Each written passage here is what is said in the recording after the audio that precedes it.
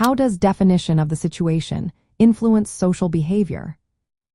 Imagine walking into a room and feeling nervous because you think everyone is judging you.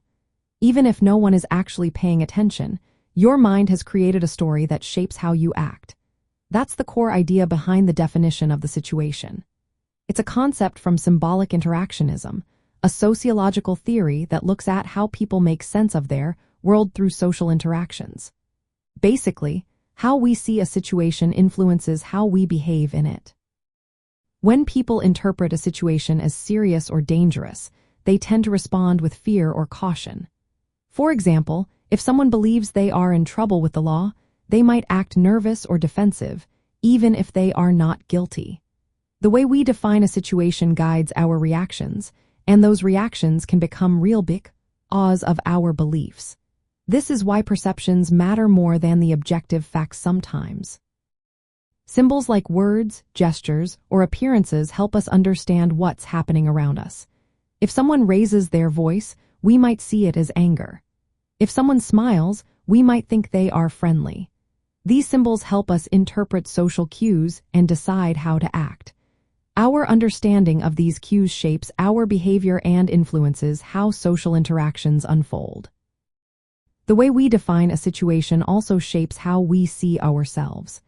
If a teacher tells a student they are smart, that student might feel confident and try harder. But if the same teacher says they are slow, the student might become less motivated. This shows how labels and definitions can influence our self-image and actions.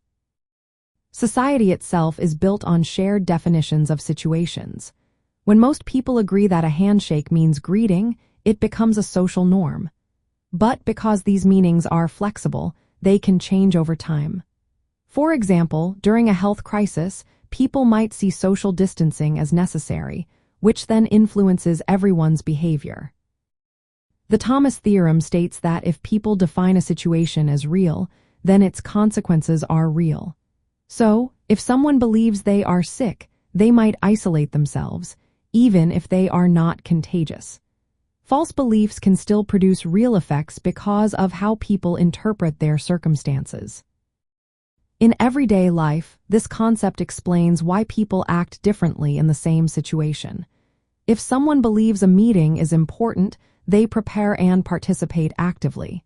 If they think it's boring, they might zone out or be distracted. The definition of the situation shapes their engagement. Overall, how we see and interpret a situation directly influences how we behave in it. Our perceptions, labels, and symbols guide our actions and interactions. This shows that human behavior isn't just about external conditions, but about how we internally understand and define those conditions. That's the power of the definition of the situation in shaping social life.